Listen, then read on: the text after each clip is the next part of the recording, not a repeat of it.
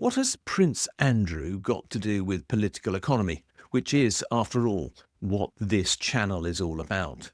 My answer is a very great deal indeed. Political economy is about how privilege and power are used to avoid accountability when reallocating resources inside society to benefit those who are possessed of that privilege and power. And if royals aren't possessed of privilege and power, then they are possessed of nothing at all, because that is what the whole point of their existence is, at least it seems, as far as they are concerned. Now, we know that Prince Andrew has been disgraced. I know he denies all the charges against him, and for the sake of the record, I will record that fact.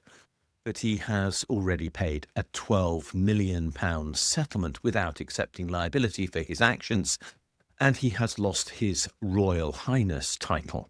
Now, he has chosen supposedly voluntarily, with his arm being, I suspect, twisted very heavily behind his back, to give up his titles, including the Duke of York and others in Scotland and Ireland.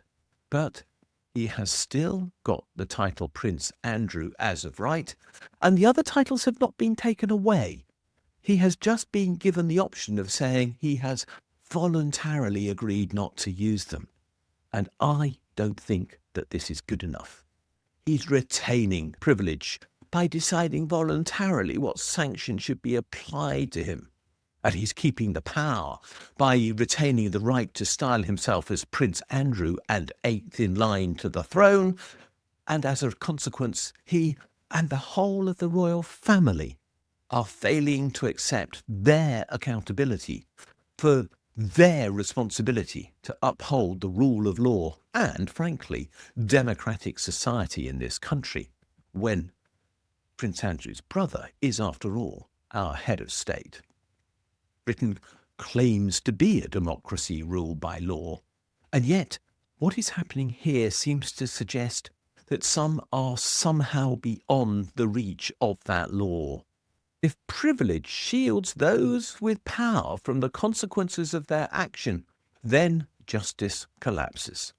The monarchy cannot be exempt from the standards we expect of everyone else. Hereditary power is particularly pernicious in this sense. It is embedded power within the framework of political economy, and it helps define the whole nature of inequality in Britain, saying that some are destined to be wealthy, powerful, rich, and to lord it over everyone else, and others are destined not to be in that situation. It is eugenic by its very nature, and I find that whole idea utterly wrong. There is nothing inside our DNA that does ever predict that we should be powerful or we should be weak. What we've got are cultures that predestine, very largely, some people to those positions. And Prince Andrew was simply predestined by virtue of his birth to the Queen to be in the situation he is in. But when his elite status is protected, it legitimizes inequality for everyone else. Privilege breeds the idea of impunity.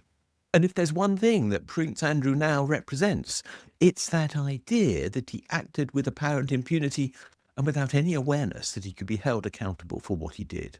And that corrodes democracy. So what should happen now? Quite simply, Parliament should legislate to remove all of Andrew Windsor's remaining titles. He should be reduced to being a commoner, in other words. He has no privilege left to him because of what he has done.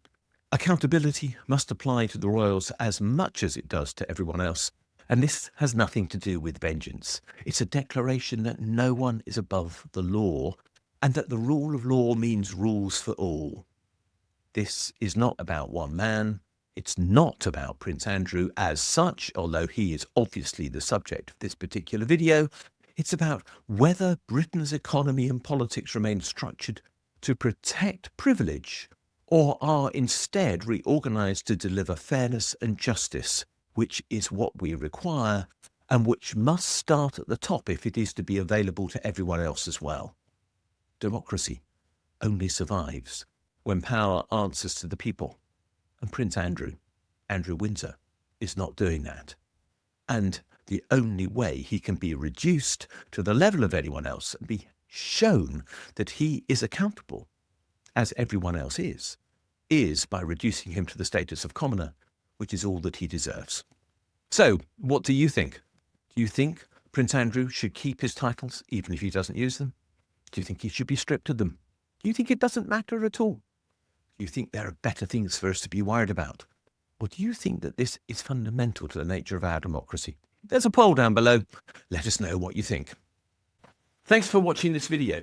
If you've enjoyed it, please do click the like and subscribe buttons because they do genuinely help us spread the word on YouTube.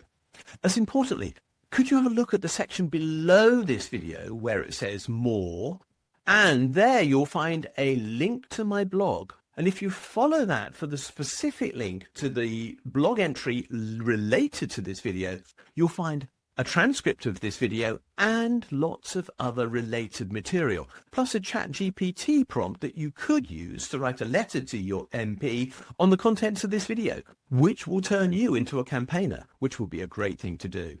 Finally, if you do appreciate the work we're doing, can you think about giving us a donation? If you'd like to do so, there's a link below, or you can find one on my blog where there's a Ko-fi button saying, please buy me a coffee. Thanks a lot, and we'll see you again soon.